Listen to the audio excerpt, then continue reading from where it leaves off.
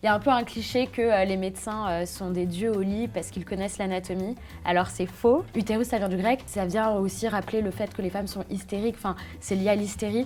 Et donc on mettait souvent les maladies gynécologiques, les douleurs des femmes sous le couvert de la psychologie, les femmes qui exagèrent, les femmes qui sont hystériques. Et maintenant, en fait, on se rend compte que l'endométriose, c'est une vraie maladie avec des signes qu'on peut voir à l'IRM et des signes parfois que l'on ne peut pas voir à l'IRM. En fait, ce qui me touche, c'est de voir des femmes qui sont vulnérables et qui sont sous l'emprise d'un mari ou d'un compagnon. La médecine, enfin le monde médical était dominé par les hommes et les femmes occupaient plus des postes comme secrétaire médicale, infirmière. Moi en tout cas, en médecine, j'ai côtoyé des gens de tous les milieux et c'est pas réservé à des gens qui sont fils d'eux, tu vois. Bonjour, je suis Fleur Chéry, journaliste spécialisée sur les questions de science et d'intimité. Bienvenue dans ce format où j'interviewe des experts sur ce domaine. Aujourd'hui, je reçois Sophie Hélène, bonjour. Bonjour Fleur. Tu es donc radiologue hospitalière, connue sur les réseaux sociaux sous le nom de The French Radiologist. Et tu as aussi sorti ce livre, Docteur avec un E, médecine au rayon X. Et justement, le X, c'est ce qui va nous intéresser. Alors, pas les rayons, mais le rapport qu'on peut avoir à notre corps et à notre désir. On va s'intéresser à savoir où en est aujourd'hui la médecine sur notre rapport à l'intime. Est-ce que ça change notre rapport à l'intime ou pas encore? Et j'ai une première question pour toi. Qu'est-ce que c'est exactement le métier de radiologue? Alors, pour faire simple, le métier de radiologue consiste à regarder grâce à des techniques d'imagerie, donc par exemple grâce à la radio, grâce à l'échographie, grâce à l'IRM ou au scanner. Donc grâce à ces techniques d'imagerie, on va regarder à l'intérieur du corps des patients et déceler le normal du pathologique. Donc on apprend beaucoup la radioanatomie à travers par exemple le filtre scanner, le filtre échographie, le filtre IRM. Et ensuite, en connaissant la base normale, je vais pouvoir détecter quand il y a quelque chose qui est anormal. Et ensuite, pour chaque maladie, je dois apprendre à quoi il ressemble, à quoi elle ressemble. C'est-à-dire, par exemple, au scanner, à quoi ressemble une appendicite, comment je la vois à l'échographie, etc. Donc tu es expert de l'intérieur du corps humain, grosso modo. Exactement, on regarde les gens de l'intérieur. Mais par exemple, je regarde les gens de l'intérieur et en radiologie, tu as des spécialisations. Donc tu as des radiologues qui sont spécialisés en neuroradiologie, donc ils vont vraiment s'intéresser au cerveau. Il y en a qui sont spécialisés en imagerie du poumon. Là, à Cochin, où je suis actuellement, on fait beaucoup d'imagerie du poumon. Je fais aussi de l'imagerie de la femme, donc tout ce qui est pelvis, utérus, ovaire. Et également l'imagerie du sein. Très bien. Alors justement, tu parles beaucoup du corps humain de la femme. Dans la médecine, souvent, on a étudié le corps de l'homme et on a compris le corps de la femme parfois à partir du corps de l'homme. Est-ce qu'aujourd'hui, dans la médecine contemporaine, tu vois, toi, des évolutions sur peut-être un meilleur diagnostic sur le corps de la femme, une meilleure compréhension des douleurs chroniques, peut-être même parfois des violences sexuelles?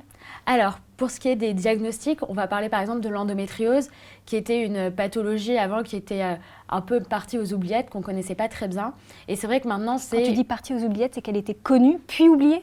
C'est-à-dire qu'on avait mis le doigt dessus, mais qu'on n'avait pas creusé. Je crois que le médecin qui a découvert l'endométriose, c'était dans les années... c'était en 1800, donc 1860. Donc c'était quand même à la fin du 19e siècle.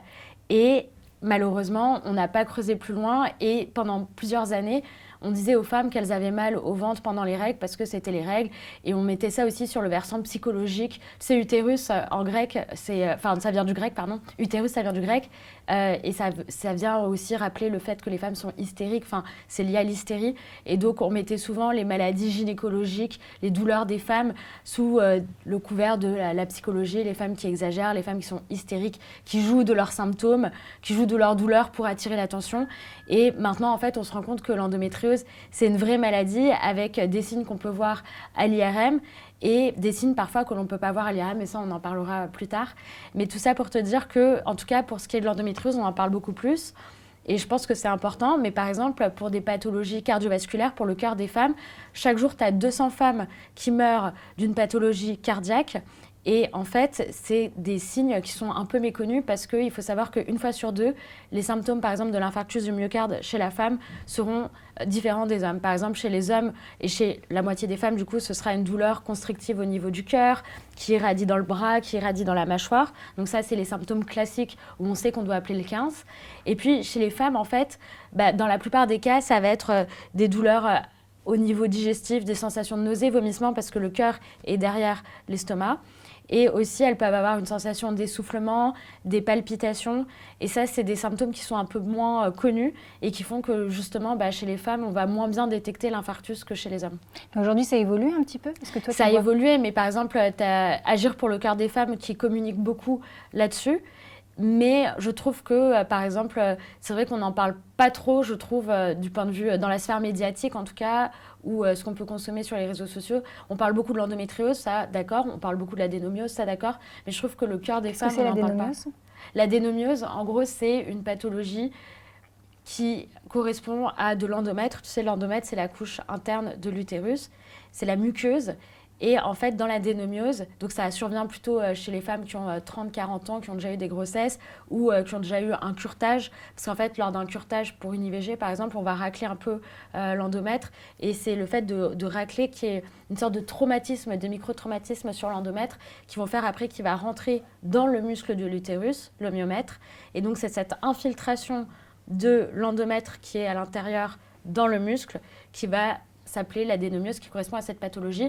Donc ça peut faire des douleurs pour les femmes, ça peut faire des règles qui sont trop longues ou trop abondantes et ça peut être vraiment invalidant. Donc on peut traiter ça avec des traitements hormonaux ou même faire une hystérectomie où on garde quand même les ovaires pour la fonction hormonale, mais on peut retirer l'utérus quand la femme n'a plus de désir de grossesse. Mais c'est une pathologie qui peut être assez invalidante et dont on parle, je trouve, quand même pas mal sur les réseaux sociaux. Donc il y a une vraie évolution de ce côté-là, côté patient. Et est-ce qu'il y a aussi une évolution côté personnel médical? C'est aussi un monde, le monde médical, qui a été dominé par les hommes. Tu en parles beaucoup dans ton livre. Est-ce qu'aujourd'hui, il y a une vraie ouverture au métier du soin qui se féminise?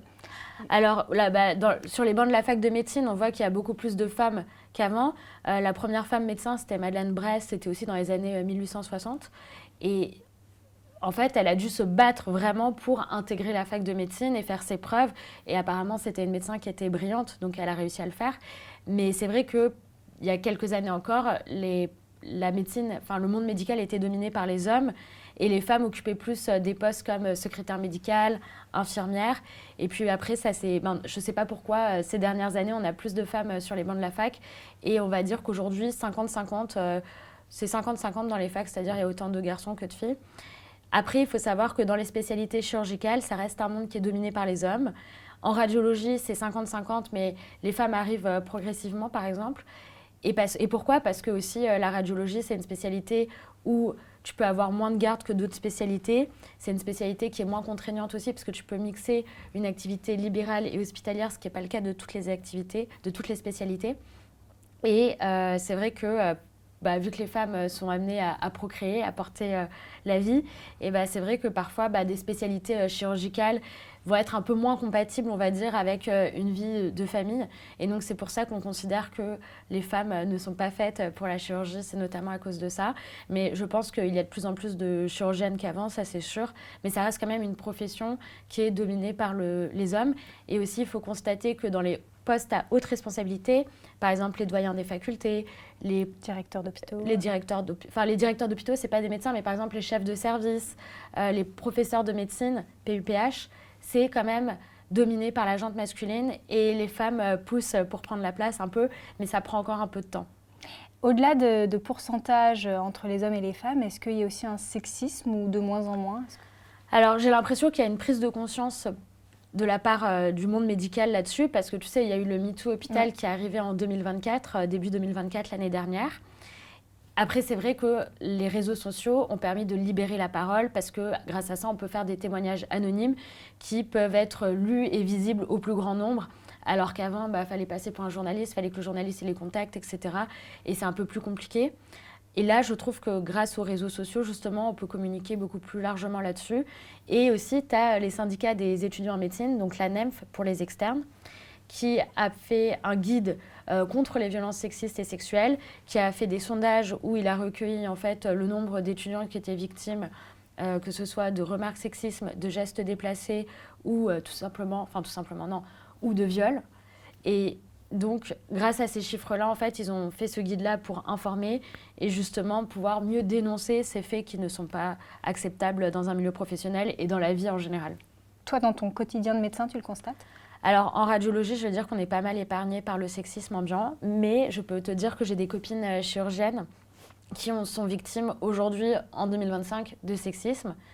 Et ça, c'est un fait réel. Et malheureusement, c'est parce qu'elles sont dans un milieu chirurgical, je pense, qui est encore dominé par les hommes et où les traditions un peu carabines restent ancrées, où c'est dur en fait de s'en détacher parce que bah voilà, ils vivent entre eux, ils sont quand même beaucoup au travail. Et je ne justifie pas du tout ça. Mais je pense qu'il y a quand même une atmosphère. Voilà. Ça reste le sexisme dans ces sphères-là. Ouais, ça reste ancré dans ces sphères-là. Dans la médecine, on voit beaucoup de corps toute la journée. Est-ce que ça change le rapport que tu peux avoir avec ton propre corps, et notamment sur la sexualité? Est-ce que les médecins, ils ont un rapport plus désinhibé à la sexualité, ou au contraire, est-ce qu'ils ont un rapport plus clinique avec la sexualité? Alors, je vais sortir comment dire, il y a un peu un cliché que les médecins sont des dieux au lit parce qu'ils connaissent l'anatomie. Alors, c'est faux.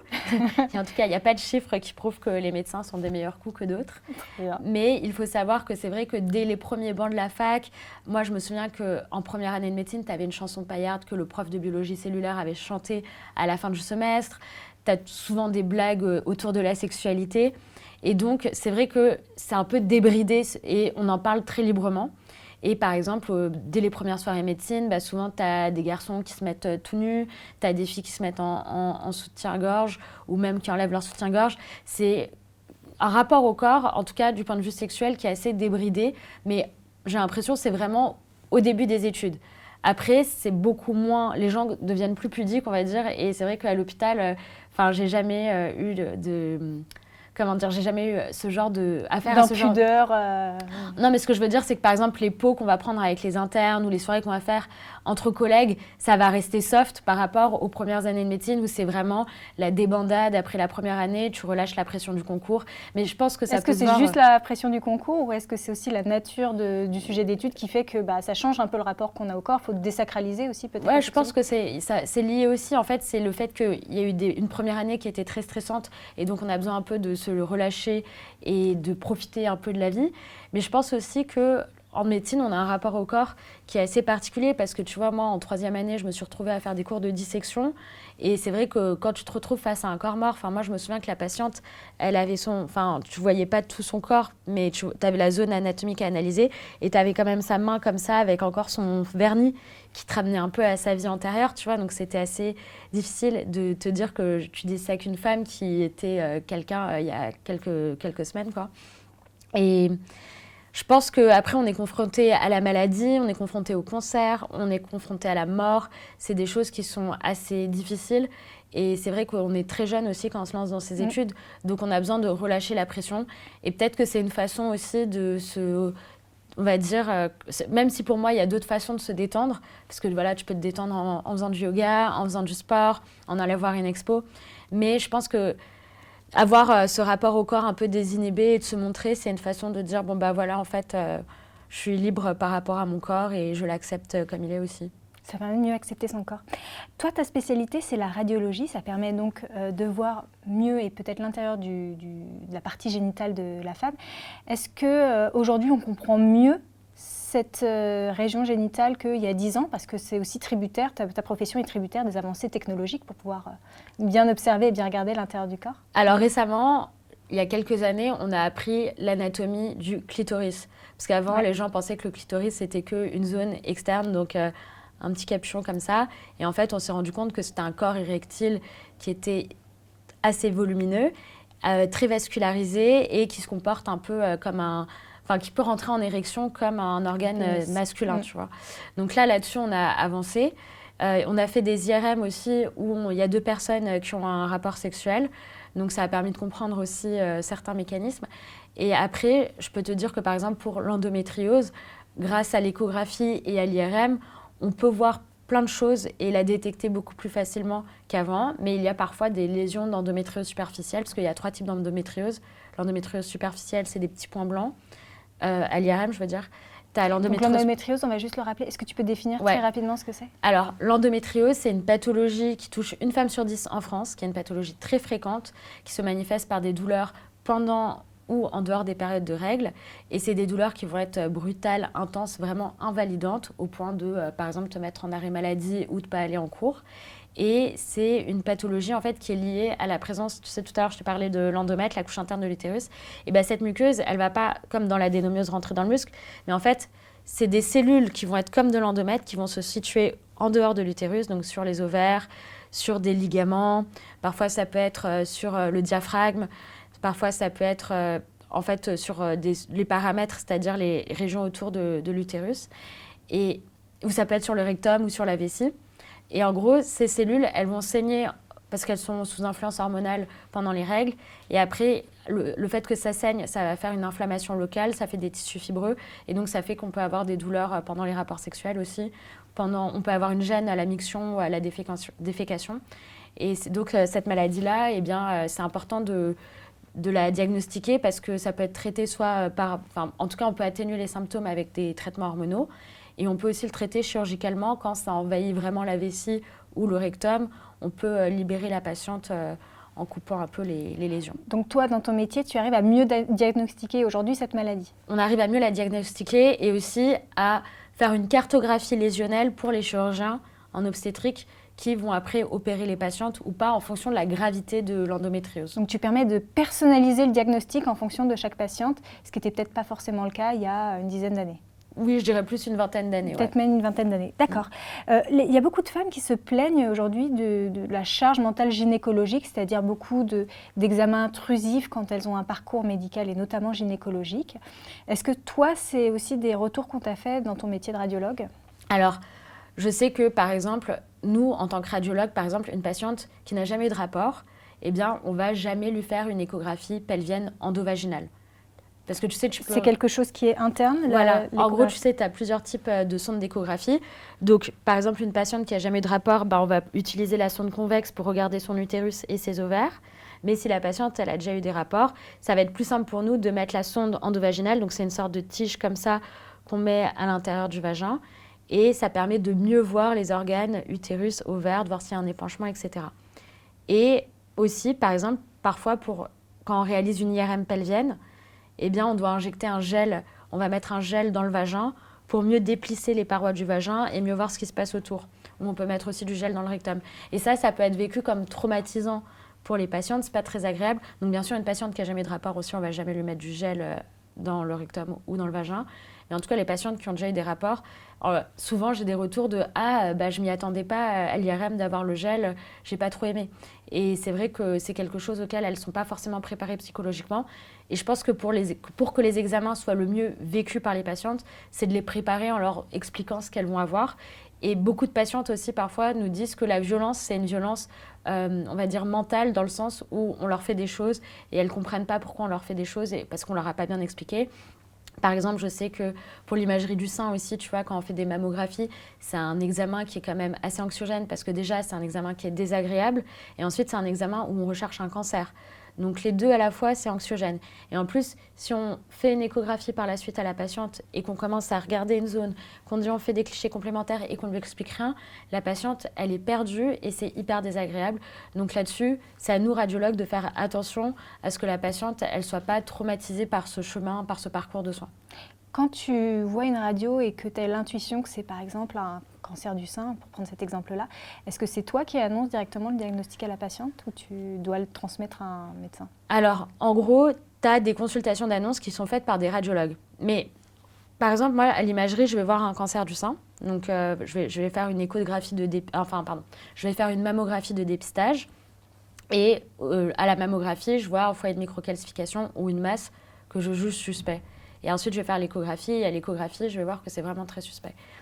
Et bien, à ce moment-là, je vais dire à la patiente, j'ai vu quelque chose dans votre sein, je vais faire un prélèvement. Donc, soit aujourd'hui, soit on reprend rendez-vous en fonction du planning. Et ensuite, c'est le médecin anapathe, donc qui va regarder au microscope le prélèvement qu'on aura fait et qui va regarder s'il y a des cellules cancéreuses dedans. Et c'est là, à partir du moment où il a regardé s'il y a des cellules cancéreuses, qu'on peut dire à la patiente qu'elle a un cancer. Donc en général, les résultats de la biopsie sont envoyés au radiologue. Comme ça, le radiologue, ça lui permet de savoir s'il était ou pas dans la bonne zone de prélèvement. Parce que parfois aussi, ça arrive qu'on fasse un prélèvement et qu'il ne soit pas conclusif. Parce qu'en fait, on n'était pas dans la tumeur, mais on était à côté. Donc ça arrive. Donc quand on nous dit tissu mammaire sain, on sait qu'il faut refaire la biopsie. La biopsie, c'est le prélèvement du sein.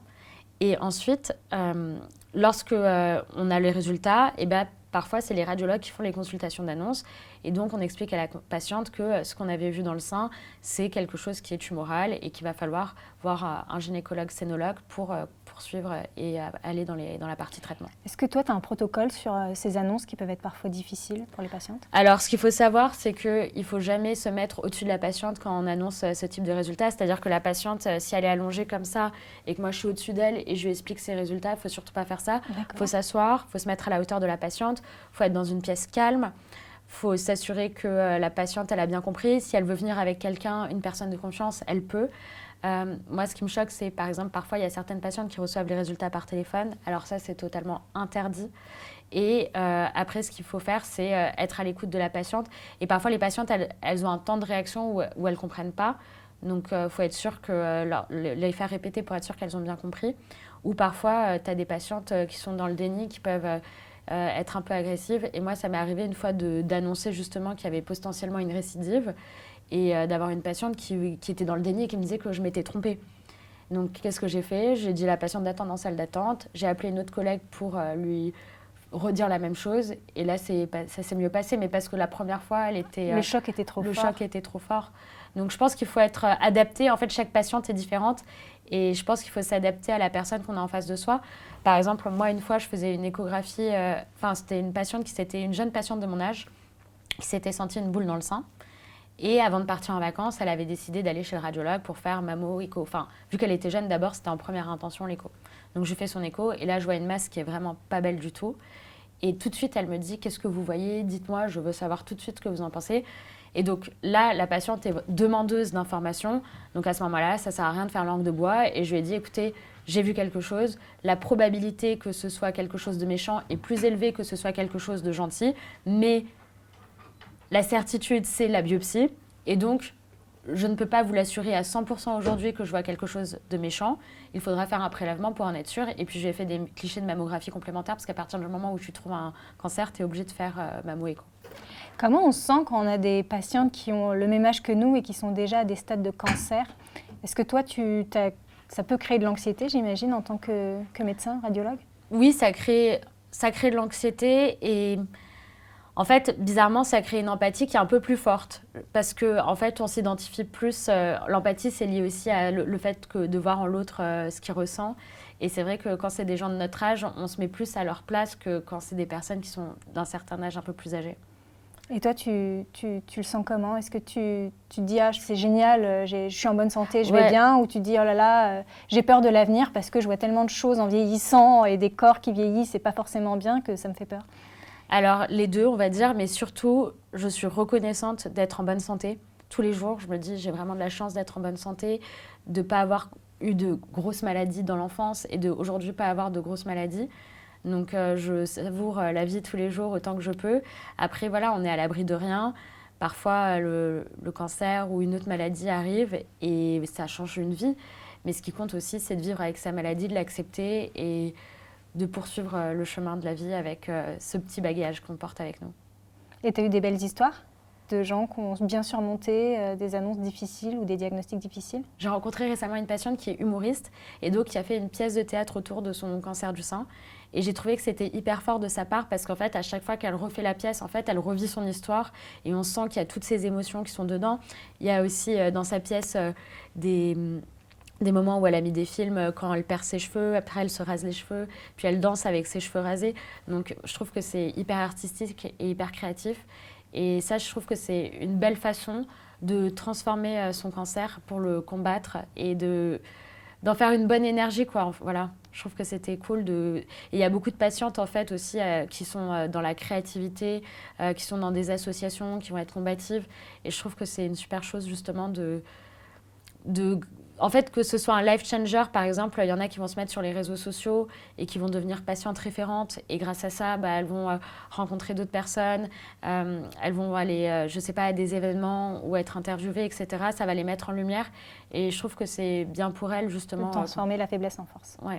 Au-delà des cancers, ce qu'on peut voir parfois à l'IRM, ce sont les objets insérés dans le corps, et notamment quand ça concerne la sexualité.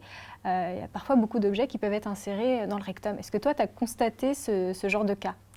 Oui, tout à fait. Bah, je connaissais pas ça parce que finalement, c'était pas dans les livres de médecine. Et finalement, pour le concours, j'avais étudié tout ce qui était dans les livres. Mais c'est vrai que dans la vraie vie, quand j'étais du coup interne en radio, j'ai découvert le phénomène des objets intrarectaux qui restent coincés parce que en fait, avec le rectum, tu as une sorte avec le rectum, tu as une sorte d'effet d'aspiration. Et donc, en fait, l'objet, il va remonter et après, impossible d'aller le chercher. Donc, il faut bien sûr consulter aux urgences quand ce type de choses arrive. Et il ne faut pas avoir honte. Franchement, les médecins et le personnel médical ne sont pas là pour vous juger. Et nous, on s'en fiche totalement. Ce qui compte, c'est qu'il n'y ait pas de perforation, qu'il n'y ait pas de saignement. Et il faut savoir que on m'a raconté récemment le cas d'un patient qui l'avait gardé pendant un long moment parce que justement, il n'osait pas aller consulter à cause de ça. C'est quoi un long moment? Plusieurs semaines. Sans déféquer? Bah, je sais pas exactement, donc je dirais pas. J'avoue, je sais pas combien de temps. Sur les objets, qu'est-ce que tu as entendu de plus insolite dans ta carrière? Alors, j'ai un collègue, justement, parce qu'on en parlait l'autre jour, qui m'a raconté qu'il avait eu un patient qui mettait des têtes de poupées dans son rectum, et donc qu'il avait une vingtaine de têtes de poupées à la suite, les unes à la suite. Comme un petit chapelet anal. Un petit chapelet anal de têtes de poupées, voilà.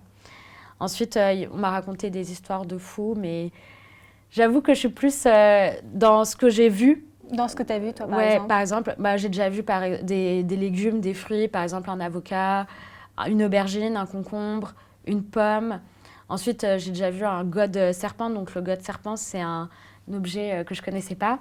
Mais en gros, c'est un sextoy qui est très, très long. Et chez le patient, il partait du rectum et il remontait jusqu'à la coupole diaphragmatique. Et toi, tu as fait cette imagerie-là? Non, c'est pas moi qui l'ai faite, on me l'a envoyé. Parce que parfois, tu sais, avec mon compte, on m'envoie des cas. Et dernièrement, là, on m'a envoyé le cas d'un patient qui s'était mis une bougie longue comme ça, à peu près, dans le rectum, une chandelle. Donc voilà. Et souvent, c'est des sextoys qui sont quand même assez volumineux. Et donc, c'est assez impressionnant de recevoir les images, parce que parfois, au bloc, ils t'envoient justement l'objet. Et quand tu vois ce que c'était, vraiment, c'est assez impressionnant, c'est assez gros. J'imagine. Donc, toujours utiliser des sextoys avec une base perpendiculaire quand c'est en anal, pour pas que ça soit aspiré dans le rectum. Exactement. Est-ce que tu peux nous dire aujourd'hui où en est la recherche sur les IRM du cerveau, surtout quand on tombe amoureux ou quand on désire un partenaire sexuel?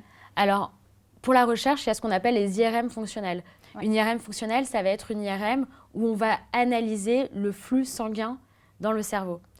Et souvent, il y en a qui disent que l'IRM fonctionnelle, c'est pour analyser l'activité neuronale. C'est faux, on ne voit pas l'activité neuronale. En gros, ce qu'on voit, c'est quoi? C'est que le neurone, quand il réfléchit, quand la zone s'active, eh bien, il y a la glycolyse, donc il va consommer du sucre et il va consommer de l'oxygène en même temps. Et donc, pendant un moment, il ne va plus y avoir d'oxygène. Donc, qu'est-ce qui se passe quand il n'y a plus d'oxygène dans le corps?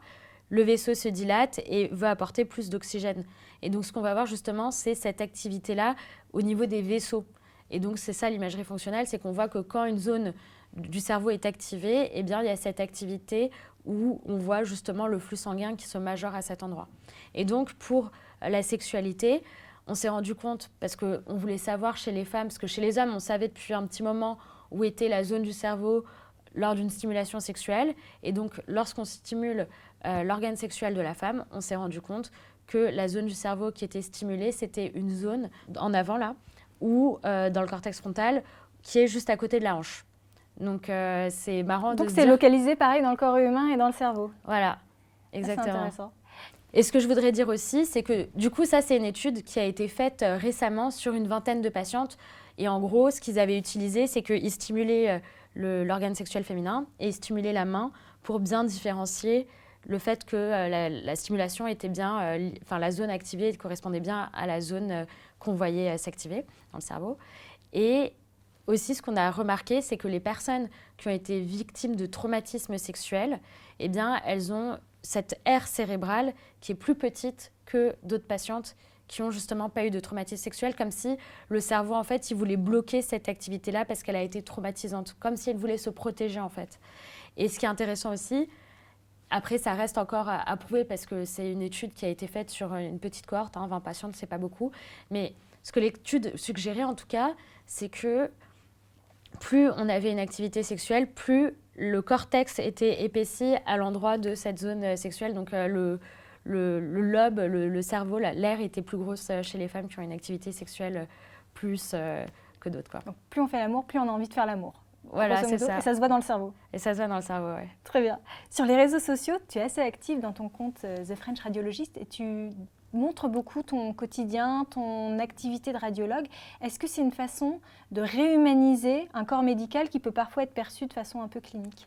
Oui, c'est vrai qu'on a l'impression parfois que les médecins, de leur savoir, sont un peu dans des hautes sphères, que c'est l'élite, etc. Bon, déjà, ce qu'il faut savoir, c'est que les études de médecine sont ouvertes à tout le monde. Donc, c'est vrai que c'est des études qui sont longues et qui coûtent cher. Il y en a qui font des prêts. Mais il faut savoir aussi que moi, en tout cas, en médecine, j'ai côtoyé des gens de tous les milieux et c'est pas réservé à des gens qui sont fils d'eux, tu vois. Donc ça, c'est un premier point. Et ce qu'il faut savoir aussi, c'est que du coup, les patients, ils sentent un peu une distance par rapport aux médecins qui a le savoir et eux, ils n'ont pas cette connaissance-là. Et je pense que justement, d'être présent sur les réseaux sociaux, de montrer qu'on est quelqu'un d'humain, c'est-à-dire que tu vois, je vais montrer du contenu médical, mais je vais aussi montrer que j'ai une vie en dehors de l'hôpital. Et donc, ça réhumanise un peu ma personne parce qu'ils se disent, bah, en fait, Sophie, c'est pas juste une blouse blanche, c'est aussi quelqu'un qui a le droit à avoir des week-ends, qui a le droit de se détendre, qui a le droit de partir en vacances, qui a une vie avec ses collègues et tout, qui interagit. Donc, c'est important là-dessus. Et aussi, je pense que le fait d'être médecin sur les réseaux, ça nous rapproche des patients parce qu'on peut leur transmettre plein d'informations et donc faire de la vulgarisation médicale, de la démocratisation médicale grand public. Et ça inclut un peu les patients dans le parcours de soins. Et aussi, ça montre que le savoir médical n'est pas réservé aux blouses blanches, mais qu'il est accessible pour tous. Donc je pense que ça, c'est une bonne façon aussi de réhumaniser la profession médicale et de montrer qu'on est proche des gens. Parce que tu vois, moi, je reçois plein de messages, j'essaie de répondre au maximum de personnes. Et aussi, je fais des vidéos en fonction de ce qu'on me suggère. Par exemple, une patiente, une fois, avait commenté « Ah, j'aimerais bien comprendre l'adénomiose, donc j'avais fait une vidéo sur l'adénomiose. » Ou « Ah, j'aimerais bien connaître les signes IRM de l'endométriose. » Alors oui, j'ai déjà fait la vidéo, tenez, elle est là. Et donc, je pense qu'aussi, répondre aux questions ou lutter contre les fake med, c'est un moyen important de se rapprocher des gens et de créer aussi de la confiance, de recréer un lien et de redonner la confiance dans le corps médical parce que c'est vrai qu'aussi, avec Internet, il y a plein d'informations qui sont justement fausses. Il faut savoir qu'une fausse nouvelle se répand beaucoup plus vite qu'une vraie information. Et donc, voilà, Internet, les réseaux sociaux, ça peut être un nid à fausses informations. Et c'est important justement de recréer un lien en disant, bon, voilà, moi j'ai une information qui est fiable, qui est basée sur la science. Et donc, il faut croire en la science. Voilà, la science, c'est ma religion, on va dire. La science, c'est ta religion. Donc, il y a une vraie volonté pédagogique derrière The French Radiologist. Ouais. Si demain, tu pouvais changer la médecine, en particulier sur la sexualité, qu'elle concerne les hommes et les femmes, comment est-ce que tu la changerais, l'améliorerais? Alors, déjà, je pense que j'améliorerais l'éducation sexuelle dans les collèges ou même à la fin du primaire, peut-être, tu vois, dès le CM2. Et puis, expliquer comment fonctionne l'appareil génital féminin, l'appareil génital masculin. Expliquer après peut-être au collège, tu vois, l'âge à partir duquel ils commencent à avoir les premiers rapports sexuels, déjà introduire la notion de consentement et aussi introduire la notion de se protéger. Parce que c'est important de se protéger, avec la pilule pour ne pas tomber enceinte, mais aussi de se protéger contre les maladies, infections sexuellement transmissibles. Parce que justement, on est à l'abri de rien et avoir une IST jeune, parfois, si on ne s'en rend pas compte, parce que parfois, il y a des IST qui sont silencieuses, surtout chez les garçons, un peu moins chez les filles, mais ça peut l'être chez les filles. Et il faut savoir qu'une IST qui se chronicise peut rendre infertile sur le long terme. Et ça, je pense que c'est important d'insister là-dessus. Tu penses au chlamydier principalement? Oui, exactement. Et il y a des études qui montrent justement que les jeunes se protègent beaucoup moins qu'avant. Et donc, ce que j'ai envie de dire aussi, c'est faites-vous dépister. Donc, vraiment expliquer en fait tout ce qui tourne autour de la sexualité, que ce soit de l'anatomie au consentement, à la protection, au dépistage. Vraiment expliquer toutes les étapes et au traitement pour que justement les gens soient sensibilisés là-dessus. Et aussi sensibiliser aux violences sexistes et sexuelles parce que moi, ce qui me choque beaucoup aussi, c'est les femmes qui sont victimes de violences conjugales. Et je pense qu'en fait, il y a des garçons, il faudrait leur expliquer dès leur plus jeune âge ce qu'on peut faire à une fille et ce qu'on ne peut pas faire à une fille. Et à partir de quand on franchit la limite, parce qu'il y en a qui ne s'en rendent même pas compte en fait. En fait, ce qui me touche, c'est de voir des femmes qui sont vulnérables et qui sont sous l'emprise d'un mari ou d'un compagnon qui va les martyriser au quotidien et qui n'osent rien faire, qui n'osent pas qui n'osent pas en parler par peur en fait des représailles. Et je pense que là-dessus, il y a beaucoup de travail à faire aussi. Et justement, que les médecins puissent mieux signaler ce genre de choses. Parce que c'est aussi notre rôle, si on voit des lésions sur des patientes qui sont du domaine traumatique, d'aller investiguer, d'aller creuser, de prendre le temps de creuser. Parce que justement, on peut peut-être sauver une vie, parce qu'il y a des femmes aussi qui meurent de violences conjugales. Voilà. Donc améliorer la médecine en étant plus pédagogue auprès du grand public, mais aussi auprès du personnel médical pour qu'il permette de mieux détecter en tout cas les cas de violences sexuelles. Merci beaucoup Sophie-Hélène, on Merci, te retrouve donc sur The French Radiologist. Merci beaucoup pour nous avoir suivis. N'hésitez pas à suivre nos prochains épisodes qui parlent de science et de sexualité.